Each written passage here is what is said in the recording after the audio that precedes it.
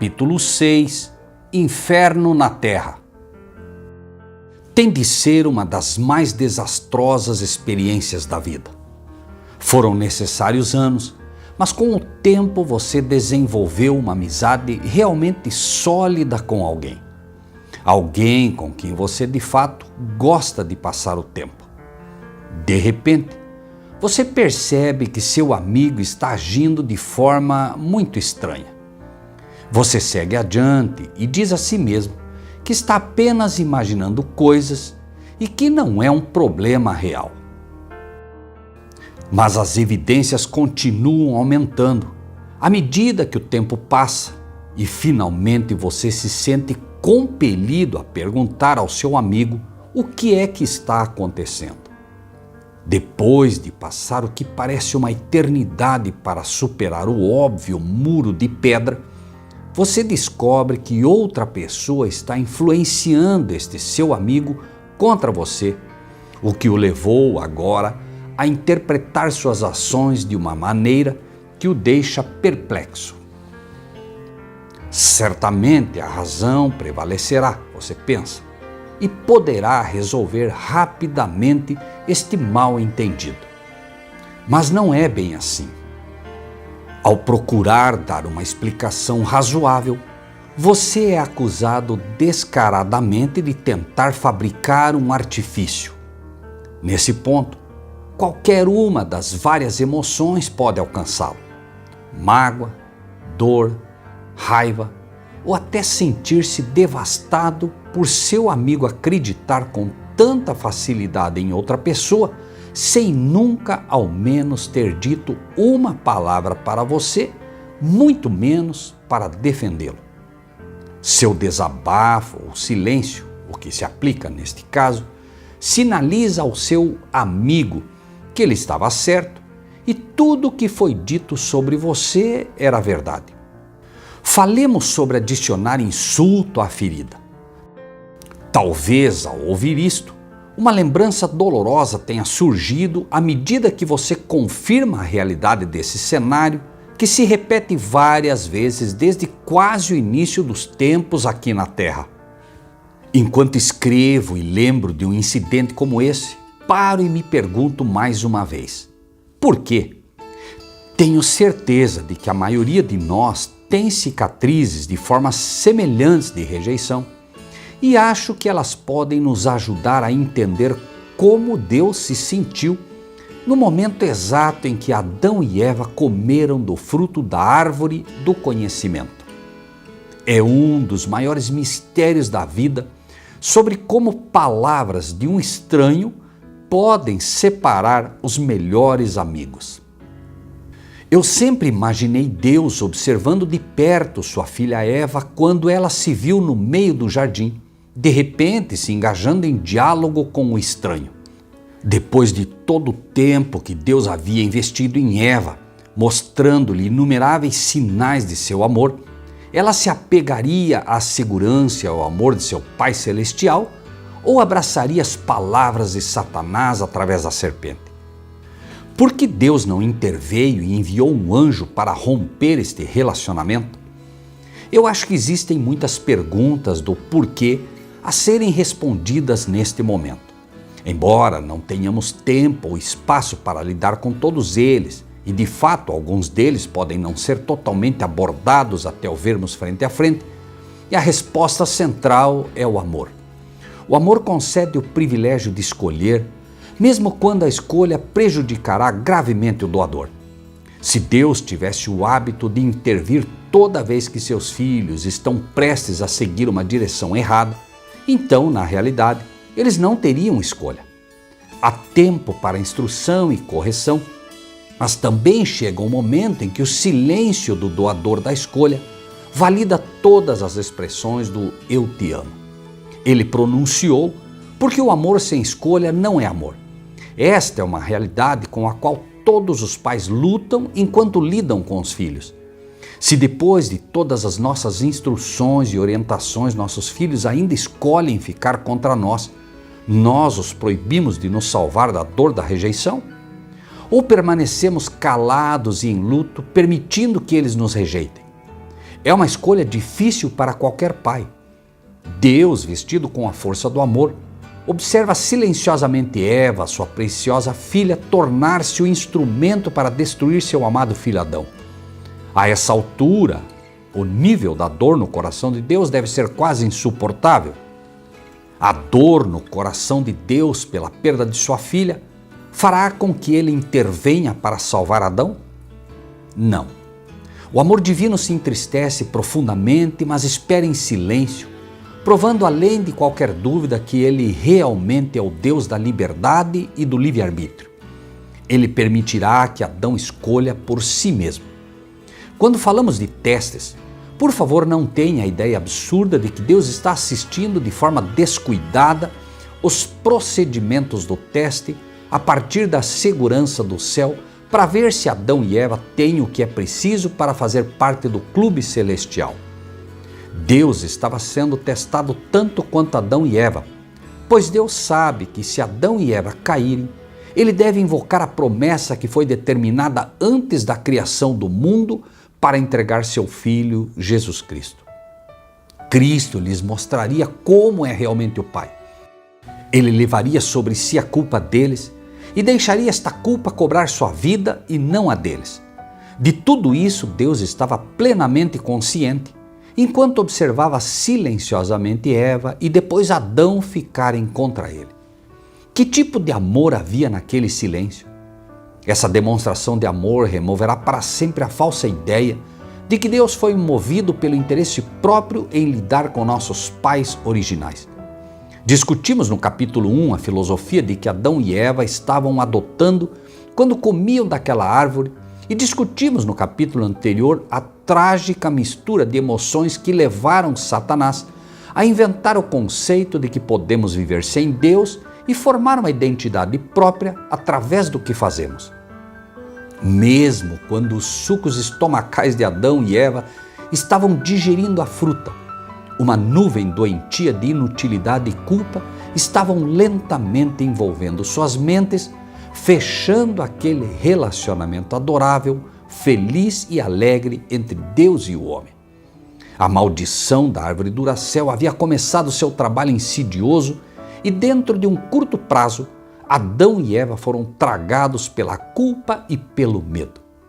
Eles, juntamente com Satanás e seus anjos, haviam se suicidado mental e emocionalmente. Eles perderam sua identidade e valor, e nada que pudessem fazer poderia trazê-los de volta. Eles não podiam se restaurar ao favor de Deus. Haviam quebrado o relacionamento e somente Deus podia restaurá-lo. Esse fato é evidente, mesmo quando refletimos sobre nossa própria experiência. Se alguém viola um relacionamento conosco, o poder de restaurar este relacionamento não fica com a parte infratora. A parte infratora renunciou a qualquer autoridade neste relacionamento. Nesse ponto, é importante lembrar o que vimos no capítulo 2. Deus é a fonte da vida, sabedoria e alegria. Adão e Eva se separaram dessa fonte e acreditando na mentira de que possuíam tudo isso em si mesmos. Seus poderes de raciocínio não podem mais ser usados desinteressadamente ou objetivamente. Suas mentes estão totalmente em harmonia com Satanás. Eles não têm a capacidade de desmascarar as mentiras que Satanás lhes conta. Satanás começa a enchê-los de teorias falsas sobre o caráter de Deus. Ao mesmo tempo, Satanás diz a Adão e Eva que eles são maus. Ele diz que eles merecem morrer e que são indivíduos totalmente sem valor. Satanás ainda está determinado a destruir nosso senso de identidade. E ele faz isso contando mentiras sobre Deus e mentiras sobre nós mesmos. Enquanto acreditamos nas mentiras sobre Deus e sobre nós mesmos, nunca poderemos nos reconciliar com Deus. A única maneira de ser restaurado ao nosso relacionamento com Deus é conhecer verdadeiramente seu caráter como revelado em seu Filho. O estranho separou os melhores amigos. Deus vem visitá-lo e chama a Adão e a Eva. Mas a voz que eles consideravam a mais doce do universo agora os leva a se esconder com medo e desespero. A programação de Satanás fez seu trabalho. Imagine voltar para casa após um dia de trabalho, antecipando com alegria o ritual feliz que você desenvolveu com seu filho. Toda tarde, seu filho sai correndo pela porta da frente gritando: "Papai, papai!" E depois se joga em seus braços com um abraço terno. Ao se aproximar de casa, você descobre que seu filho amado não veio cumprimentá-lo. Intrigado, você entra pela porta da frente e ouve esse grito de terror acompanhado por pequenos passos correndo rapidamente pelo jardim para se esconder de você. Algo quebrou o relacionamento. Onde havia amor, agora há medo. Nenhum pai de verdade gosta de ter seus filhos fugindo ao som de sua voz. Isso dói. É uma tragédia que o pecado possa nos deixar com medo da pessoa mais amorosa, generosa, paciente e amante da liberdade de todo o universo. Deus se depara com um dilema muito sério. Como ele aborda Adão e Eva agora que estão ouvindo sua voz? Toda palavra que Deus pronuncia é agora interpretada sobre uma luz maligna. Eles sabem que são culpados, mas agora não têm segurança ou valor para aceitar que estão errados, tendo aceitado ideias falsas sobre Deus, que é a fonte da vida e de sabedoria. Controlados por um espírito de culpa e insegurança, eles se tornam desafiadores. Eles perderam o poder de raciocinar honestamente. Fico maravilhado com o amor de Deus demonstrado em sua paciência. Deus chama Adão: "Onde você está?" Não porque ele não saiba, mas para permitir que Adão enfrente o problema agora. Onde está sua mente, Adão? O que aconteceu com sua identidade? O físico sempre representa o espiritual, e o esconderijo físico de Adão e Eva revelam claramente o que está acontecendo em suas mentes. Eles se vestiram de decepção e engano para evitar ter que enfrentar a verdade que parece tão assustadora. Deus está tentando ajudá-los a diagnosticar o problema para que ele possa apresentar a solução a eles. Adão responde à pergunta, dizendo a Deus que estava com medo porque estava nu. Essa confissão é interessante à luz de Gênesis. O homem e sua esposa estavam nus e não sentiam vergonha. Adão estava nu antes de comer a fruta, mas não tinha vergonha. A inferência aqui é que agora ele tem vergonha. A palavra hebraica também significa confusa e decepcionada. Adão estava cheio de confusão, culpa e decepção. Ele estava confuso sobre quem ele era e sentiu culpa pelo que havia feito. Deus agora procura colocar o dedo na intensidade da dor de Adão.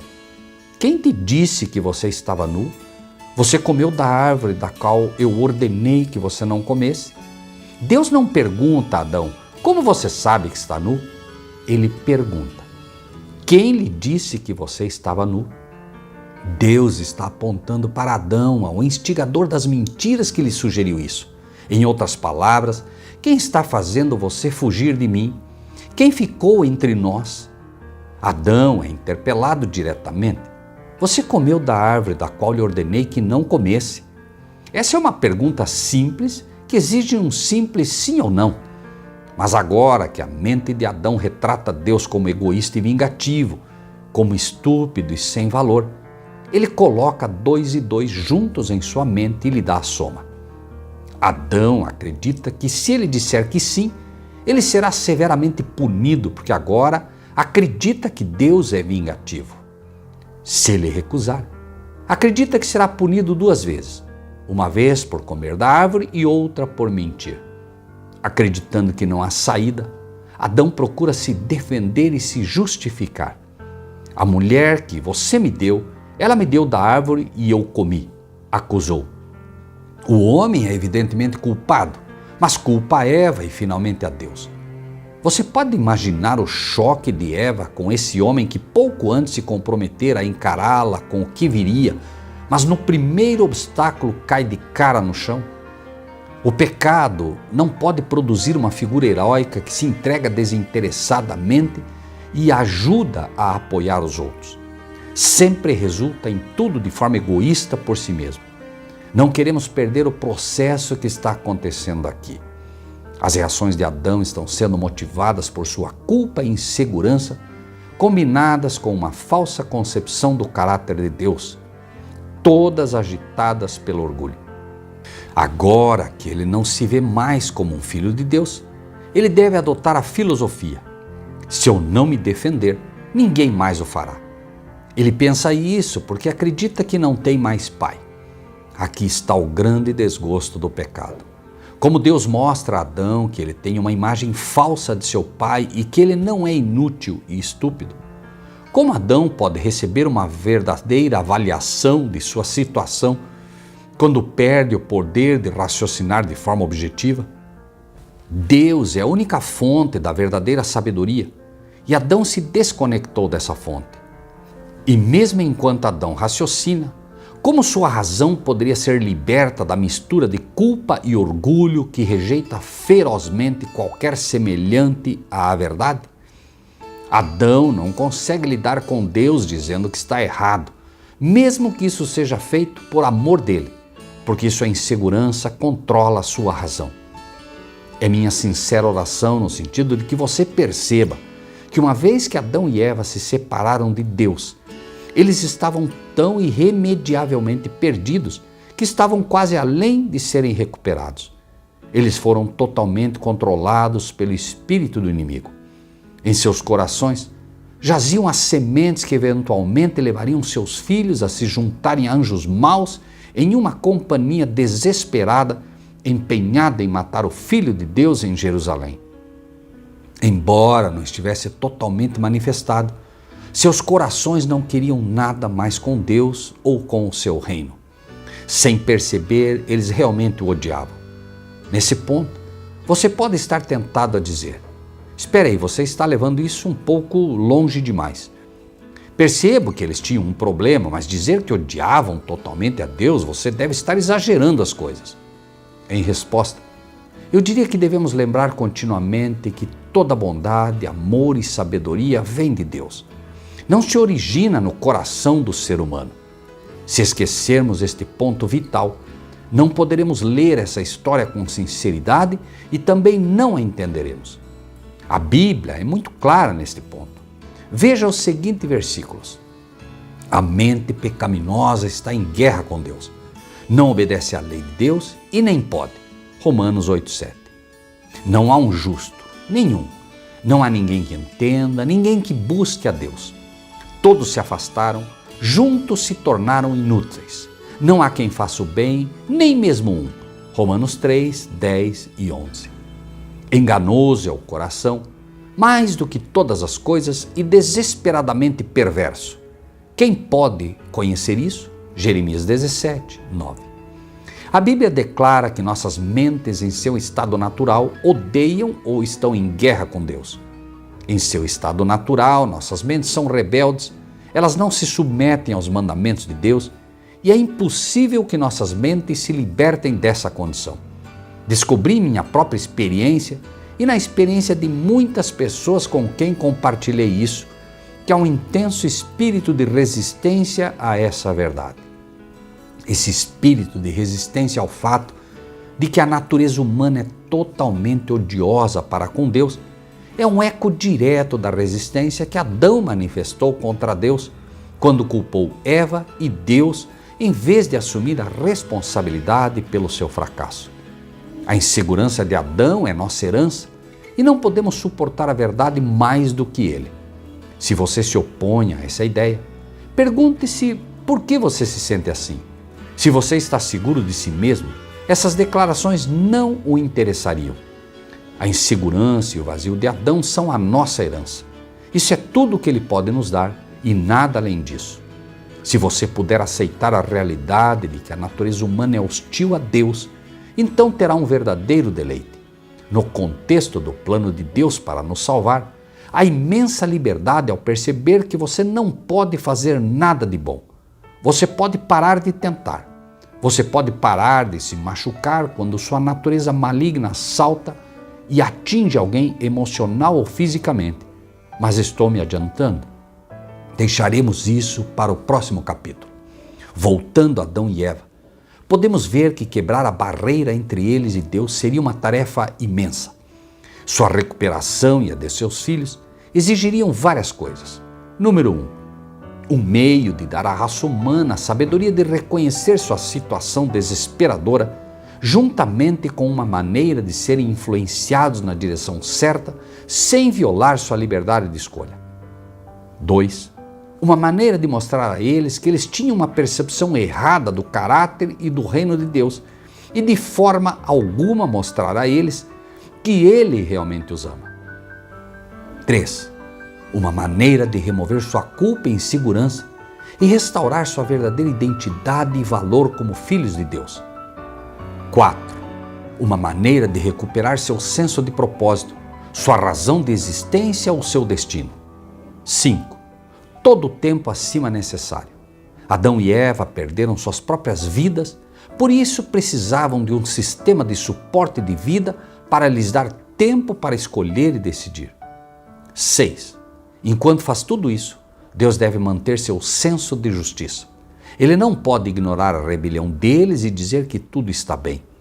Embora Deus, em sua misericórdia, não permita que todas as consequências de sua escolha caiam sobre ele, Adão e Eva devem compreender o resultado de sua escolha para que comecem a perceber a gravidade do erro que fizeram.